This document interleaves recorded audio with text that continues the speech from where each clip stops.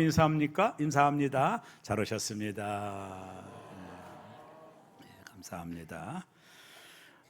우리가 잘 아는 말 중에 위기는 기회다라는 말이 있습니다. 위기는 기회다.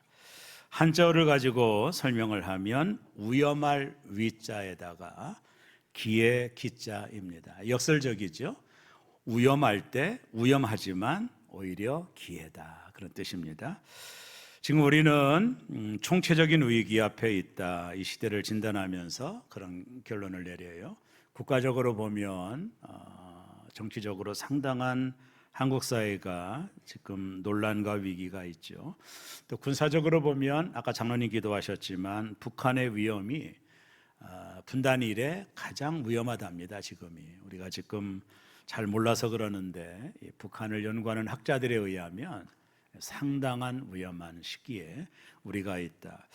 경제적으로 보면 한국 사회가 경제적인 위기죠. IMF 이전보다 더 어려운 경제적인 상황이 우리에게 있다라고 진단을 합니다. 교회적으로 보면 어떨까요? 코로나 이후에 한국 교회는 엄청난 위기를 겪고 있습니다. 제가 이제 동기들을 만나서 들어보면 교회마다 엄청난 위기입니다. 코로나 이후에 한 20% 정도가 교회에서 빠져나갔어요. 더 이상 돌아오지 않는 성도들입니다. 상당한 위기죠.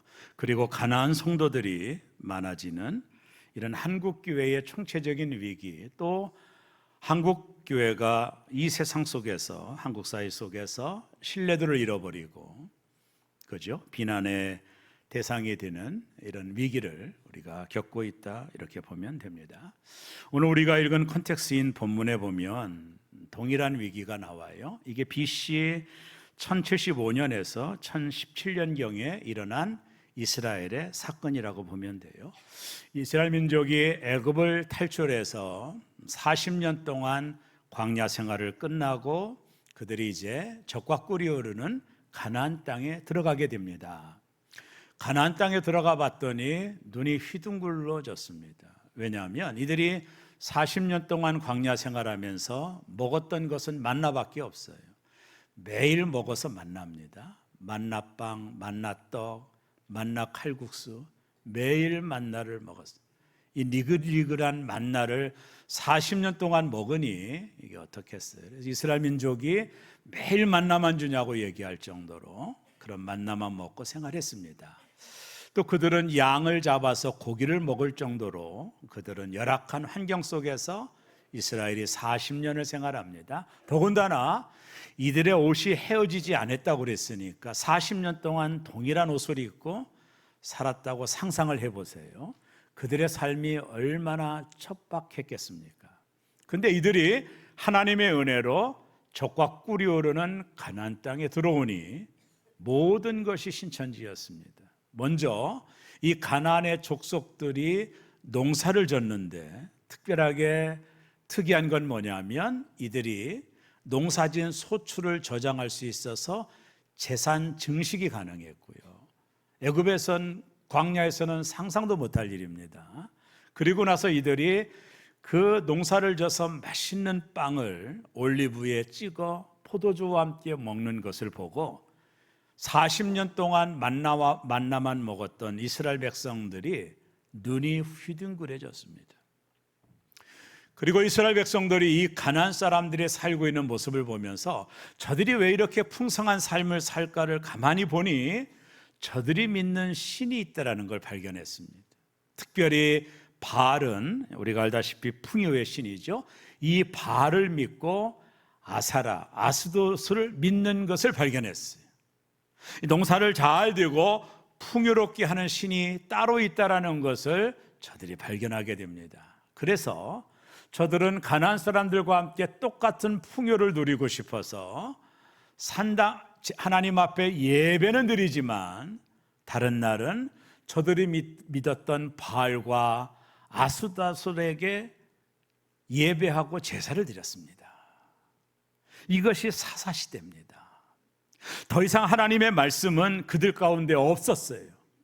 그러다 보니까 이스라엘 민족이 피폐해졌고 블레셋의 침공으로 인하여 날마다 고통을 겪었어요. 물론 먹고 사는 문제는 해결됐지만 그들 안에 있는 이 영적인 기갈과 갈증은 해결되지 않아요.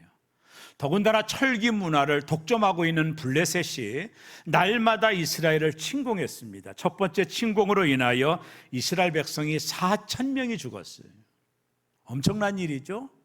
두 번째 침공으로 인하여 이스라엘 백성이 3만 명이 죽었어요. 우리가 그 전쟁을 아벡전쟁이라고 합니다. 날마다 이스라엘 민족은 블레셋의 위기 앞에 벌벌 떨고 있었어요. 그러면서 여전히 가나안 사람들이 섬기는 바알과 아스도롯을 섬기고 있었던 것입니다. 그러므로 그들의 마음속에는 피폐해졌고 하나님이 그들에게 허락한 에그론부터 가드까지 모든 땅을 빼앗겨버리고 말았습니다. 법궤조차도 빼앗겼어요. 아벡전장에서 법궤를 앞세우고 갔는데도 전쟁에 패했습니다. 그들에게 법궤는 부적에 불과했던 겁니다. 블레셋의 위기 앞에 먹는 것은 풍성했지만 영적으로 기갈된 그들의 삶이 있었던 것입니다. 사람들마다, 의식 있는 사람마다 이러다가 우리 민족은 죽겠다, 이러다가 우리 민족은 망하는 것이 아니야, 이런 의식 있는 자들의 아우성이 있었을 때 하나님이 보낸 선지자 마지막 사사였던 사무엘이 이스라엘 민족 가운데 나타나기 시작합니다. 그리고 그가 이스라엘 민족을 미스바라고 하는 곳으로 다 모이게 합니다. 그곳에서 우상을 버리고 회개 운동이 일어납니다. 하나님이 역사했습니다. 블레셋을 무찌르고 빼앗겼던 모든 땅을 차지하고 이스라엘 민족에게 평화가 찾아왔다라는 이야기가 오늘 본문입니다. 오늘 저는 이 본문을 통해 우리에게 어떤 교훈을 주고 있는지를 살피고자 해요. 그들이 미스바에서 대부흥 운동을 일으킬 때 사무엘이 그들에게 요구했던 몇 가지가 있었어요. 그것을 한번 주목하기를 원하는데, 첫째는 뭐냐면 우상을 버리라는 것입니다. 하나님 앞에 항상 돌아갈 때 항상 나오는 패턴입니다. 저들이 우상을 버리고 하나님께로 돌아가는 것입니다. 우리가 지난 시간에 야곱이 하나님이 베델로 돌아가라고 했을 때 먼저 한 일이 뭐죠? 너에게 있는 모든 우상을 가지고 와라. 그래서 모든 우상을 야곱이 모아 상수리 나무 아래에 묻어버리고 하나님의 은혜가 있었던 베델로 올라갔던 것처럼 사무엘이 이스라엘 민족에게 너희가 미스바로 모이기 전에 너희가 가지고 있었던 모든 우상 바알과 아스다롯을 버리고 미스바로 모이라고 사무엘이 명령을 합니다. 그 내용이 사무엘상 7장 3절에 기록되어 있습니다. 우리 다 같이 한번 사무엘상 7장 3절을 우리 다 같이 자막을 좀 보여주시면 성경을 읽도록 하겠습니다. 사무엘이 이스라엘 온 족속에게 말하여 이르되 만일 너희가 전심으로 여호와께 돌아오려거든 이방 신들과 아스다롯을 너희 중에 제거하고 너희 마음을 여호와께로 향하여 그만을 섬기라. 그러면 너희를 블레셋 사람의 손에서 건져내시리라. 사무엘이 명령합니다. 이스라엘 민족이여, 바알을 버리십시오. 아스다롯을 버리시고 당신들의 마음을 여호와께로 향하여 그만을 섬기십시오. 그리하면 하나님이 블레셋 사람의 손에서 우리 민족을 건져 주실 것입니다. 그때 이스라엘 백성은 이중적인 생활을 했어요.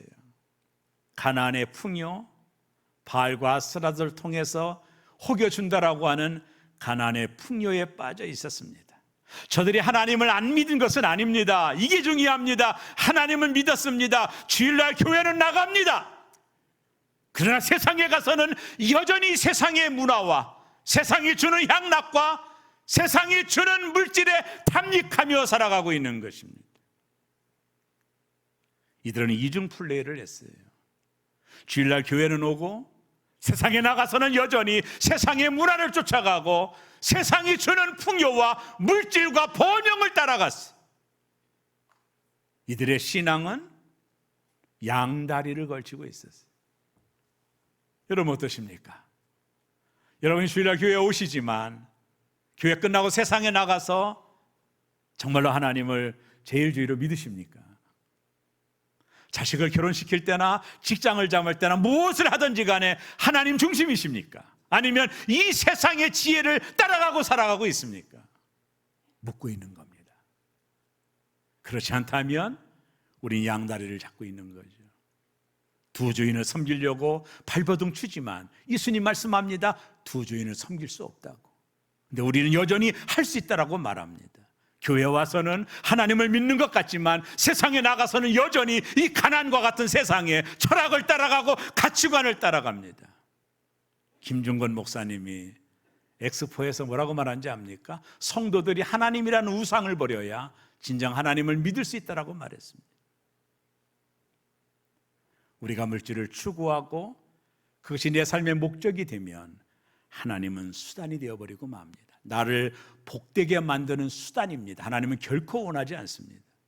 하나님은 수단이 아닙니다. 우리가 복을 받는 도깨비 방망이가 아닙니다. 하나님이 원하는 것은 하나님이 있어야 될 그 자리에 하나님이 있기를 원하는 것, 오직 그거입니다. 그래서 너희는 마음을 다하고 뜻을 다하고 정성을 다하여 주 너희 하나님을 사랑하라고 한 겁니다. 그것이 제일 근본이요, 하나님을 영화롭게 하고 하나님을 즐거워하는 것이 이 땅의 성도들이 살아가는 삶의 태도가 되어야 됩니다. 그러나 어떻습니까?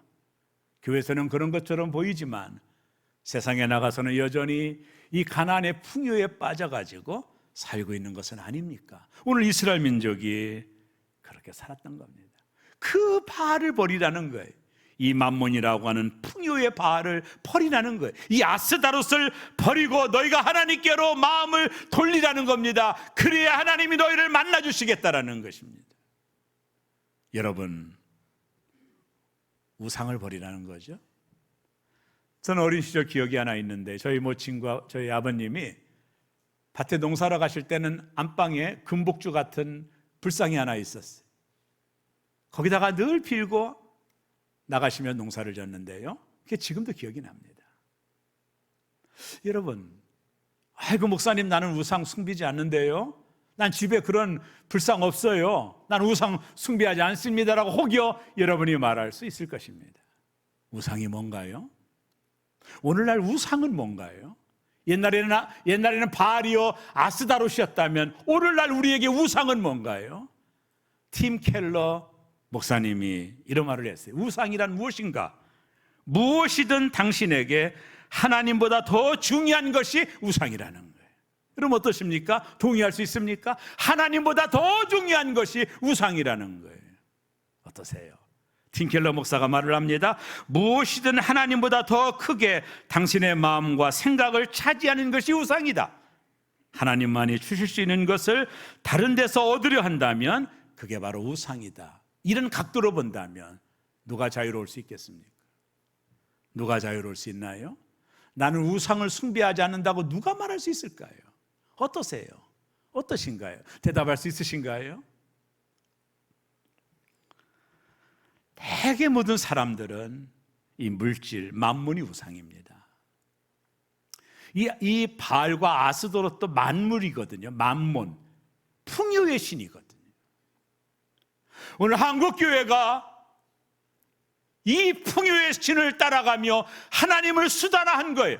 복을 받으면 하나님이 나를 도와주시면 내가 복을 받고 그것이 하나님의 축복이라고 하는 엉뚱한 일들을 벌이고 있었던 것이죠.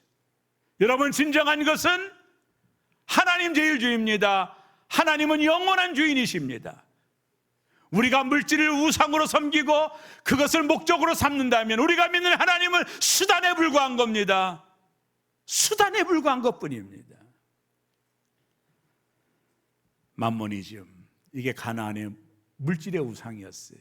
바알과 아스토롯이 풍요의 신이었거든요. 사진을 제가 보여드릴 수 없지만 풍요의 신, 농사를 잘 되게 하고 우리를 잘 먹고 잘 살게 해준다라는 신이에요. 이스라엘 민족이 바알과 아스토롯을 따라간 거예요. 왜요? 번영하고 싶으니까, 풍요로워지고 싶으니까 그들을 믿고 하나님도 믿고 이렇게 살았던 것입니다.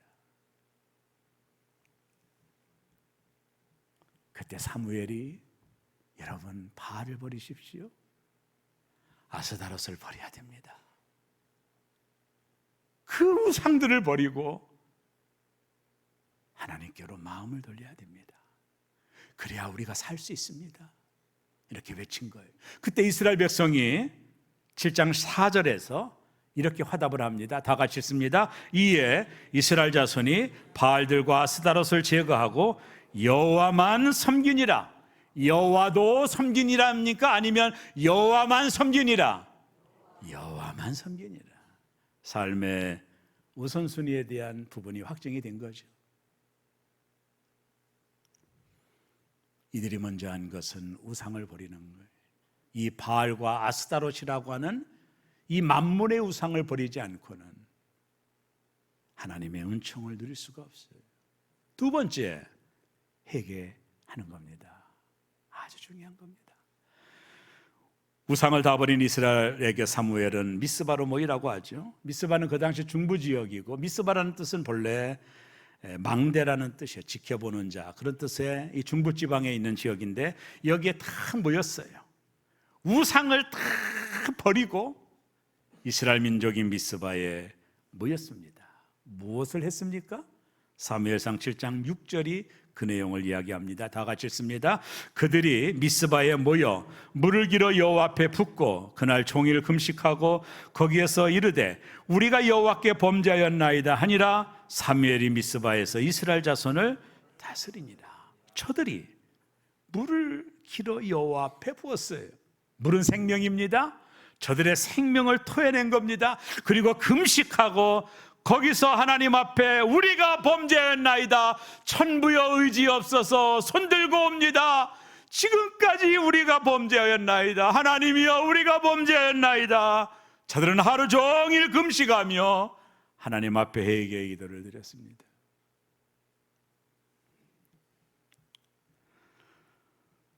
이들은 하나님 앞에 철저한 회개를 했습니다.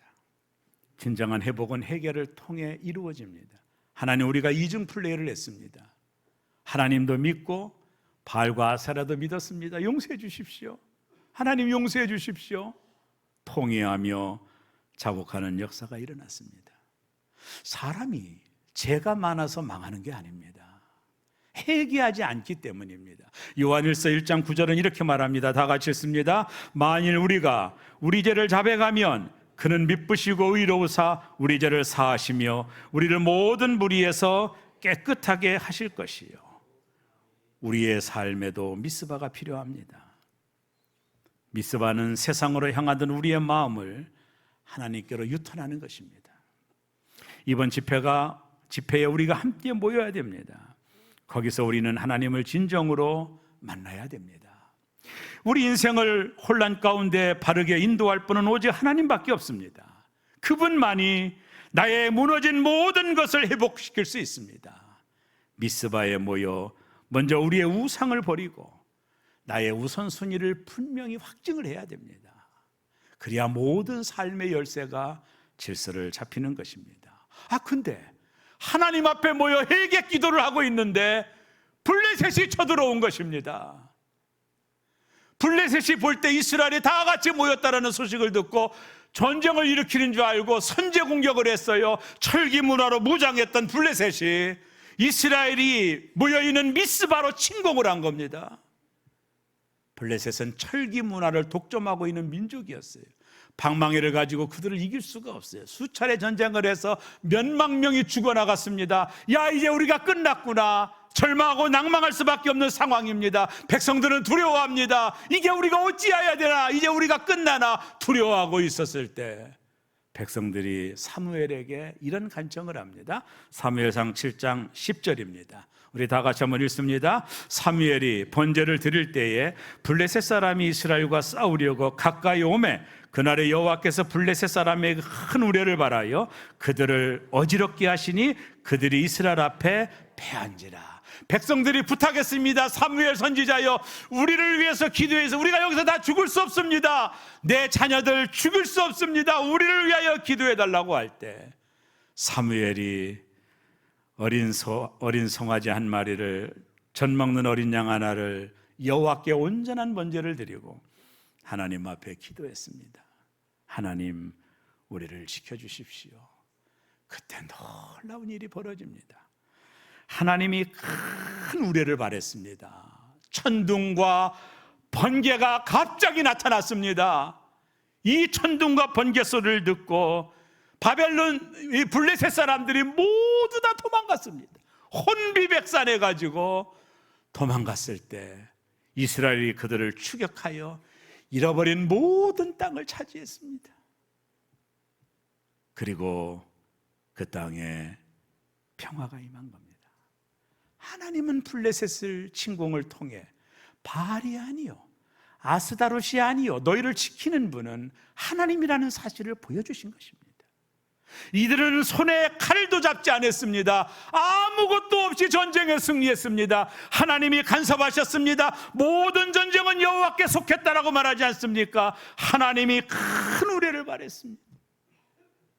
혼비백산하여 도망갔습니다. 마지막 셋째, 회복과 평화가 임하게 된 겁니다. 오늘 사무엘상 7장 14절에 보면 평화가 있었더라 그랬습니다. 이스라엘은 적들 앞에서 손 한번 써보지 않고 전쟁에 승리했어요.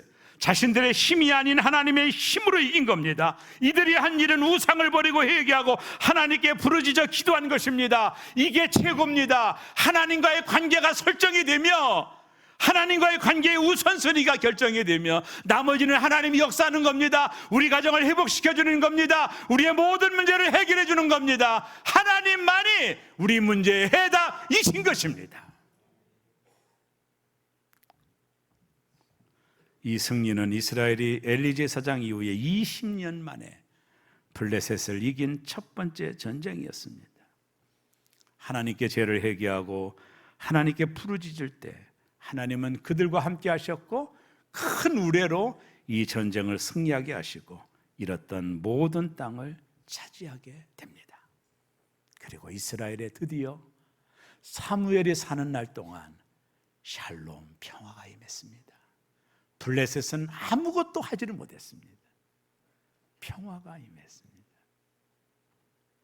그때 사무엘이 사무엘상 7장 12절에 이렇게 했습니다. 다 같이 했습니다. 사무엘의 돌을 취하여 미스바와 센 사이에 세워 이르되 여호와께서 여기까지 우리를 도우셨다 하고 그 이름을 에베네셀이라 하니라. 모든 땅을 차지하고 하나님이 여기까지 우리를 도우셨다. 돌 하나를 세우고 에베네셀이라 도움의 돌이다 라고 명령했습니다. 내일부터 축의 부흥회가 열립니다. 우리 인생에 전환점이 필요합니다. 여전히 우리는 가나안의 풍요를 따라가고 있습니다. 예배는 드리지만 세상에 나가면 여전히 이 세상이라는 가나안의 가치를 따라 살아갑니다. 양다리를 걸치고 있는 것이지요. 그러면 안 됩니다. 이번 집회를 통해 미스바 대성하기가 돼야 돼요. 여러분 한번 결단하고 5번의 집회를 참여하셔야 됩니다. 하나님이 주시는 기회일 겁니다. 내게로 돌아오라는 기회일 거예요. 왜요? 하나님께 돌아가지 않으면 삶은 풀려지지 않습니다. 무너진 모든 것들은 다 회복되지를 않아요. 우리 안에 깨어진 것들, 여러 가지 산산조각난 나의 삶의 모습들, 왜 이렇게 됐습니까? 무엇 때문입니까? 다시 한번 이번 집회를 통해 내가 이제껏 사랑했던 모든 것들을 버리고 과감하게 결단해야 됩니다. 그래야 하나님이 나를 들어주실 수 있습니다. 하나님이 나를 세울 수 있습니다. 하나님을 선택하는 일에 수많은 어려움이 오고 창피를 당하고 밑바닥으로 떨어질 수 있지만 그것을 경험해야만이 거기서 다시 한번 회복이 될 수 있고 하나님이 역사하실 수 있는 것입니다. 그것이 무서워서 아직도 이 가나안이라는 세상 문화를 따라간다면 우리에게는 회복의 역사가 멀어지게 될 것입니다. 이번 집회는 하나님이 우리에게 주신 축복의 시간이라고 나는 믿어요. 오시는 강사님은 불의 사자입니다. 한번 들어보십시오. 인터넷 가서 불의 사자입니다. 1907년 1월 2일부터 15일까지 평양 장대현교회에서 부흥회가 열립니다. 1000여 명이 참석한 부흥회였어요. 강사는 그리암리 스탈른, 보나여젠, 그다음에 윌리엄 헌트, 블레어 이런 분들, 그리고 길선주 전도사님이 강사로 세워서 15일 동안 영적 부흥회가 열렸어요. 2일부터 15일까지. 처음부터 성령의 역사가 일어난 게 아니에요. 1월 12일 밤 블레어 선교사가 설교를 합니다. 그때 성령의 강권적인 역사가 일어났어요. 그 후에 길선주 전도사가 맛을 잃은 말라빠진 사람들이라는 제목을 가지고 설교를 했어요. 회개의 역사가 일어납니다. 그리고 14일, 15일 성령의 역사가 강력하게 나타납니다. 14일 저녁 길선주 전도사가 회중 앞에서 1년 전 세상을 떠난 친구로부터 재산을 관리해달라는 부탁을 받았는데 그 중에 일부를 내가 착취했다고 통곡하며 회개했습니다. 이 고백이 회개의 역사가 나타나기 시작했는데, 얼마 후에 청일전쟁 때에 자기 아이를 죽였던 여인이 살인죄를 고백하게 됩니다. 이때부터 회개의 역사가 새벽 내내 일어났다고 그래요. 회개로 끝나지 않고 남에게 손해를 준 사람들을 찾아갔습니다. 여기서 끝나지 않고 전국 교회에 이 부흥의 불길이 확산됐습니다. 광주, 대구, 서울, 평양, 대전, 공주, 대구까지 성령의 역사가 불길같이 일어났습니다. 이것이 1907년에 일어났던 장대현 부흥 운동이었습니다. 한국교회가 그때 전환점을 맞이하게 된 것입니다. 사랑하는 여러분, 평안하십니까? 왜 삶이 무너져 있습니까? 무엇이 잘못된 겁니까? 이번 집회는 우리가 미스바로 함께 모이는 집회가 되었으면 좋겠어요. 그것에서 다시 한번 삶의 우선순위를 분명히 해야 됩니다. 하나님이 내 삶의 우선순위가 돼야 됩니다. 이 세상의 바알, 아스다롯을 버려야 됩니다. 세상의 가치관을 내려놓아야 됩니다. 세상의 만몬을 따라가면 안 됩니다. 다 썩는 겁니다. 다 망하는 것입니다. 그 모든 것들을 내려놓고 우리가 하나님 앞에 나가 철저하게 회개하고 신앙의 우선순위를 정확히 세울 때 하나님이 일하시는 것입니다. 에베네셀의 하나님을 만나는 겁니다. 하나님이 우리를 도우셨다. 하나님이 도와주셔야 됩니다. 애쓰고 노력하고 되는 게 아닙니다.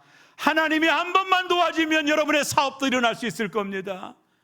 하나님이 한 번만 도와주시면 됩니다. 하나님이 도와주셔야 됩니다.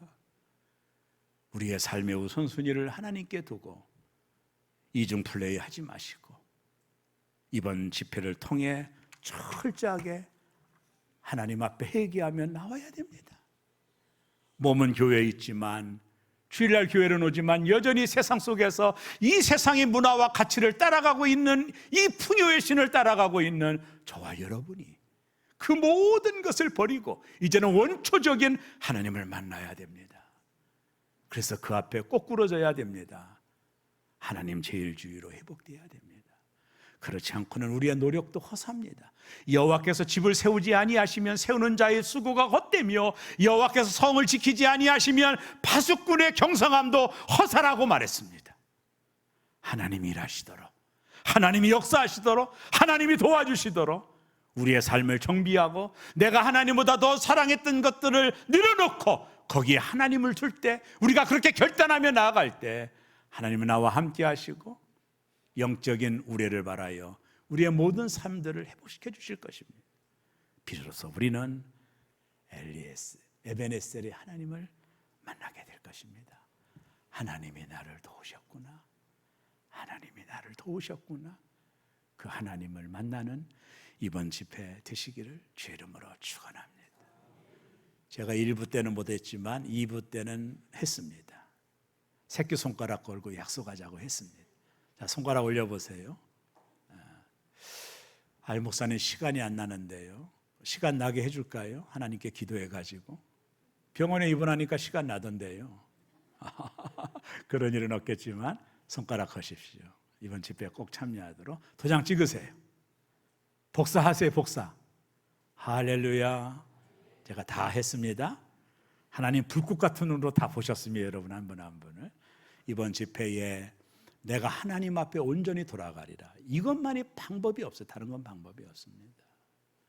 하나님과의 관계가 다시 한번 설정이 돼야 됩니다. 여전히 우리는 세상도 섬기고 물질도 섬기고 하나님도 섬기고 있는 거예요. 그걸 가장 싫어했어요, 하나님이. 이번 집회가 에베네셀의 하나님을 경험하는 집회가 되어지시기를 주의 이름으로 축원합니다.